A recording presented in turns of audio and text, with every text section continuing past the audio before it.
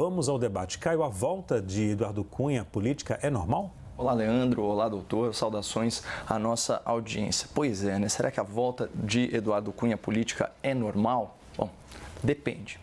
Isso porque esse adjetivo, normal, ele tem múltiplos significados na língua portuguesa. Vejamos aqui algumas definições do verbete normal, segundo o dicionário Oxford.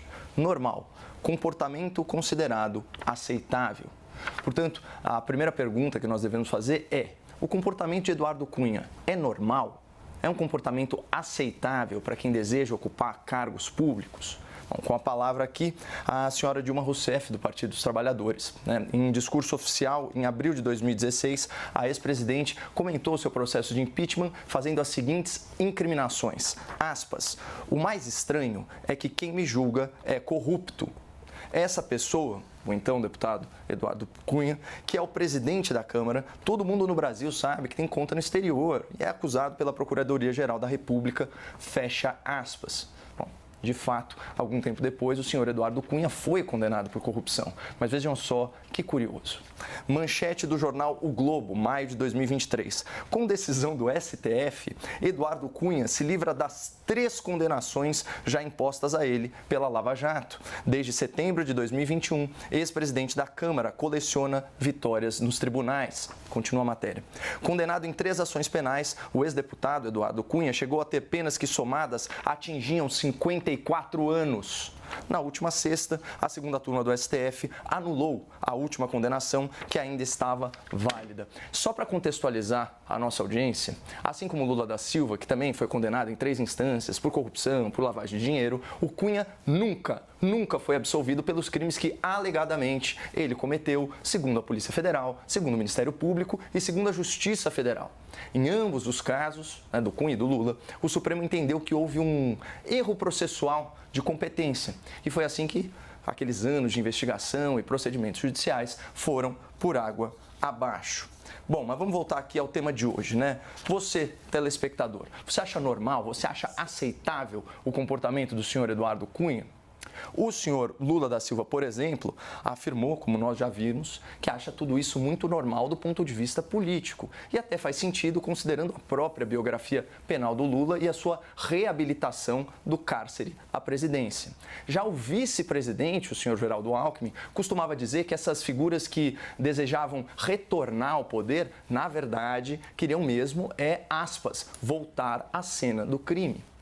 Ou seja, se a gente considerar, como diz o dicionário Oxford, que o termo normal significa comportamento considerado aceitável, o retorno de Eduardo Cunha à política ou à cena do crime é uma questão aí aberta à divergência com base na moralidade de cada um. Ocorre que a palavra normal tem outros sinônimos. Normal também quer dizer comum, quer dizer usual, frequente. E aqui não tem controvérsia nenhuma. A volta de Eduardo Cunha à política é normal, porque a volta de políticos condenados pela Justiça por corrupção e depois reabilitados pelo STF se tornou comum, usual e frequente. Aqui, Lula da Silva, condenado a 25 anos de prisão, teve as ações penais anuladas pelo STF. Normal. Eduardo Cunha, condenado a 54 anos de prisão, ele também teve as suas ações penais anuladas pelo STF. Super normal. Aliás, telespectador, acostume-se a esse tipo de normalidade, porque eu aposto mesmo que o senhor José Dirceu, condenado a mais de 30 anos de prisão, e o senhor Sérgio Cabral, que chegou a ser condenado a mais de 400 anos de prisão, eles também serão reabilitados pelo STF. E eles já declararam, ambos, que desejam voltar ao parlamento, tudo, claro, na maior normalidade. E vocês sabem também o que se tornou muito normal? Tanta gente defendendo que tudo isso é normal. Zé, a volta de Eduardo Cunha à política é normal? Olá, Leandro, olá, Caio. Vamos citar a palavra normal no contexto que foi utilizada por Lula e para isso não precisa utilizar dicionários. Ele fala que a volta dele é normal e que anormal seria se ele viesse a ter influência política. Ou seja, o que Lula diz? Ele está solto. E ele pode circular pela Câmara dos Deputados para visitar o gabinete da sua filha, como fez, e se comunicar com quem quiser. ou seja, ele não foi eleito, ele não está disputando nenhuma candidatura neste momento, e a expressão voltar à vida política significa circular, mantendo contato com políticos. Aliás, coisas que ele não deixou de fazer nem quando estava preso, porque ele falava, ele se dirigia a políticos, etc. Então, é absolutamente normal que uma pessoa que não esteja presa circule pelo Congresso Nacional. E vou lhes dizer com absoluta tranquilidade, Eduardo Cunha sempre me teve como um desafeto. Na sua autobiografia, ele cita mais de 300 vezes meu nome para me acusar das coisas mais diversas possíveis e imagináveis, como se eu fosse culpado pelos pecados que ele efetivamente possa ter cometido ao longo da sua vida política. Ou seja, é normal que ele faça isto. É normal que ele mande mensagem para os deputados articulando que fosse derrubada a prisão do Chiquinho Brazão? Ele pode fazer isto. Eu não posso impedir um cidadão de fazer isto. Por outro lado, vamos pegar um outro aspecto. Mas o Supremo Tribunal Federal anulou o seu processo. Essa é uma das consequências perversas e terríveis da Lava Jato. A Lava Jato, ela tinha uma virtuosa intenção, que era combater a corrupção. No entanto, o fez através de arbítrios, de abusos. E quando eu combato a corrupção por meio de abusos e arbítrios, eu nivelo o joio com o trigo, ou seja, eu acabo tratando com arbítrio aquela pessoa que é inocente e que eu quero atingir por razões políticas, como eu acabo também tratando com abuso pessoas que são culpadas e que efetivamente praticaram ato de corrupção.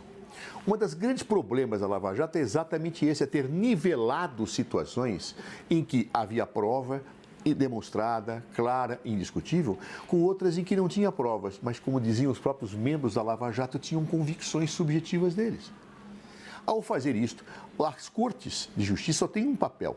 Há abuso, pouco importa, tem que ser anulado o processo. E esse comportamento da Lava Jato pernicioso, comandado pelo hoje senador Sérgio Moro, pelo senhor Deltan Dallagnol, que perdeu o mandato recentemente, fez com que o joio com o trigo fosse absolutamente compactados com o resultado. Isto é lamentável. Agora, o Estado de Direito não tem outra saída. Eu próprio, que tenho, Eduardo Cunha, uma pessoa que sempre disse que era meu desafeto, que manhã, tarde e noite, quando eu era ministro, pedia minha demissão, diretor-geral da Polícia Federal, porque dizia-se perseguido por nós e pelo governo Dilma Rousseff, eu mesmo tenho que dizer, houve arbítrio, sim, praticado pela Lava Jato e não havia outra saída, por mais que eu tenha as minhas convicções em relação a tudo o que ele fez e ao que foi descoberto. No Estado de Direito, nós não podemos praticar abusos. Eu não posso pura e simplesmente dizer que toda a prisão é correta pelas minhas convicções subjetivas, seja porque eu constato efetivamente a prática de ilícito, seja porque eu quero que sejam presos meus adversários políticos. Abuso é abuso. E como abuso eu tenho que anular. Lamentável isso que tem acontecido com a Lava Jato. Tivesse o senhor Sérgio Moro, o senhor Deltan Dallagnol cumprido o seu papel e aplicado a lei, evidentemente eles não teriam aplicado algumas sanções que seriam anuladas e teriam aplicado outras sanções que não seriam anuladas. Essa é a grande questão. E ao fazerem isso, prestaram um grande desserviço ao combate à corrupção. Eu não vou aqui julgar nem prejulgar o senhor Eduardo Cunha por tudo aquilo que nós conhecemos, porque não é do meu feitio.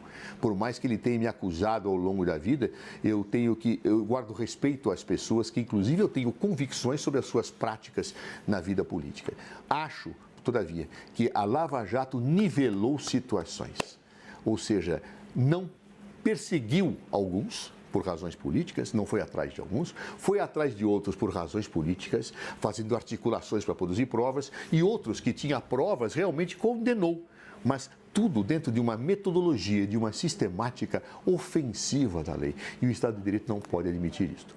Se o senhor Eduardo Cunha hoje está solto, talvez ele deva agradecer ao senhor Sérgio Moro, ao senhor Deltan Dallagnol, porque foram os grandes responsáveis por efetivamente nada contra ele acontecer. Portanto, neste contexto, foi anormal a Lava Jato, foi normal a anulação da sentença de Eduardo Cunha, porque é assim no Estado de Direito, e ele voltar à vida política é normal. Resta saber se a sociedade brasileira vai recolocá-lo no mandato. Aí tem razão Lula, não seria nada normal. Caio, o PT vem cedendo vagas para vice em várias capitais. Isso para se fortalecer no Congresso com apoio de outros partidos.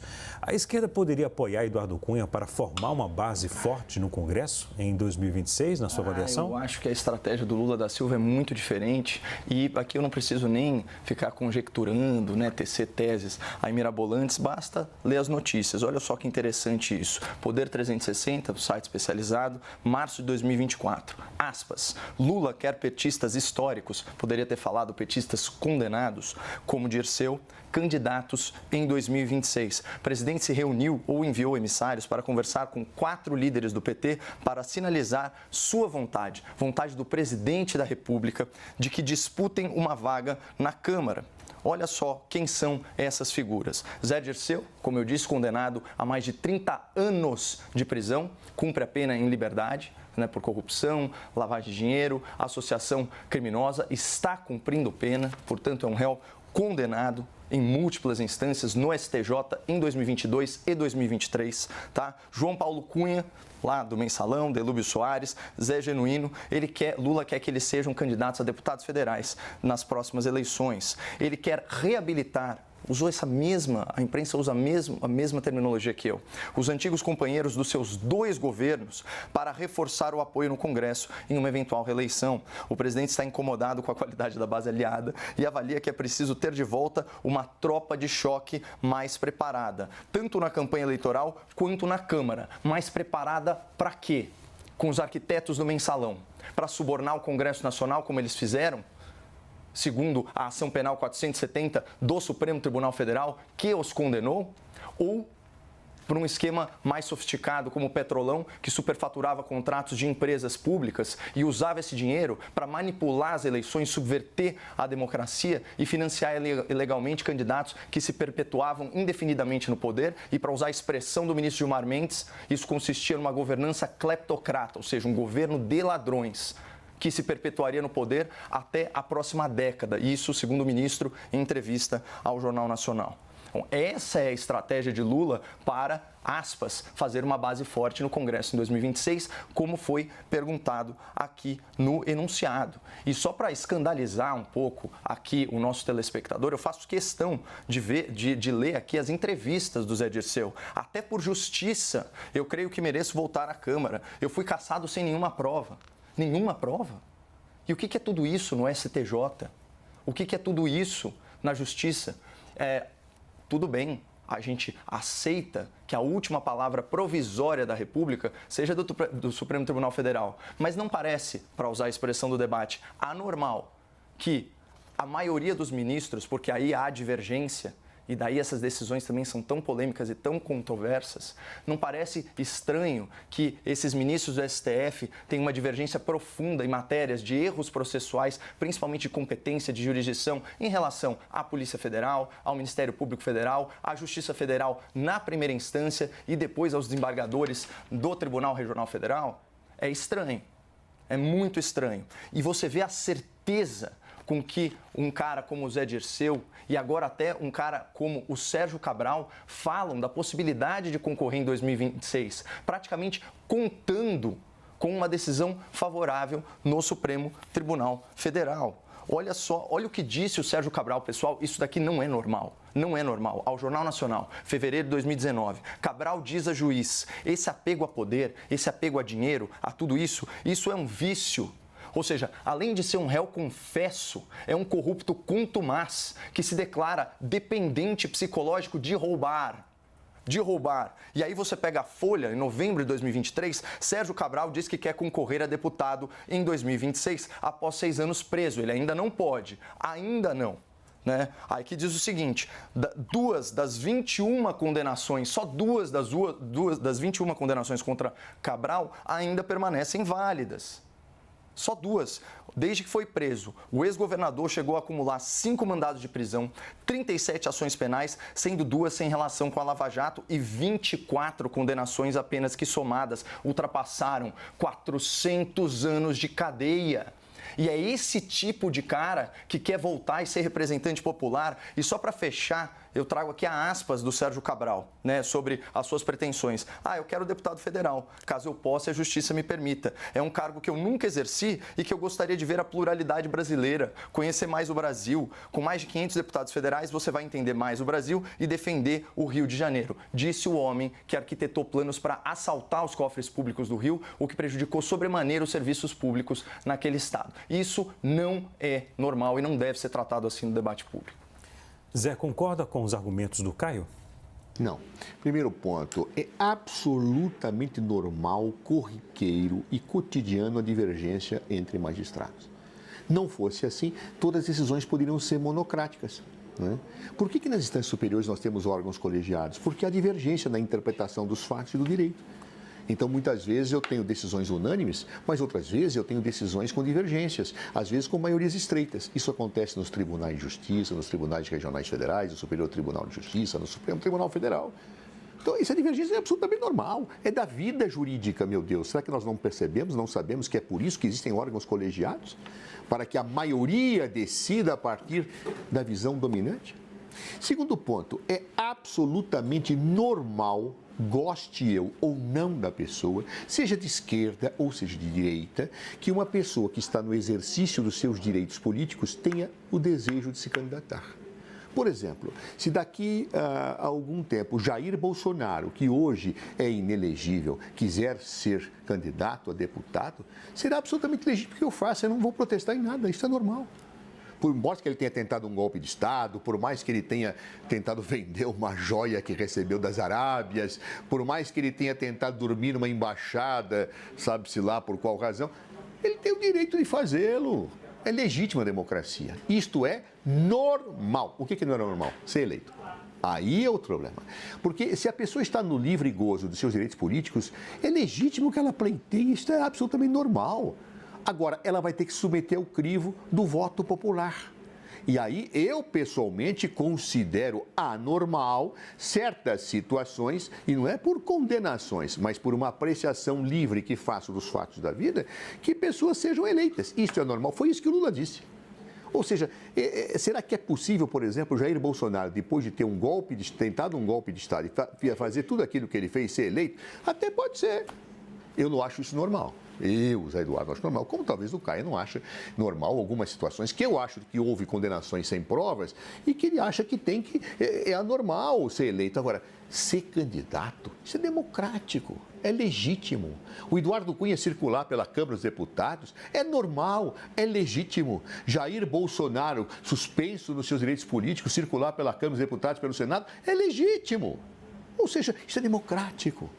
Eu tenho que respeitar as pessoas, mesmo que eu não concorde com elas. Tiveram decisões anuladas. Anuladas ou não anuladas. A de Jair Bolsonaro até agora não foi anulado e daqui, passado o tempo, ele tem direito de ser candidato. E se for anulada algum dia, que seja candidato. Aí, não há que se confundir a objetividade do Estado Democrático de Direito com a minha ideologia, com aquilo que eu quero, com aqueles que eu execro e com aqueles que eu amo.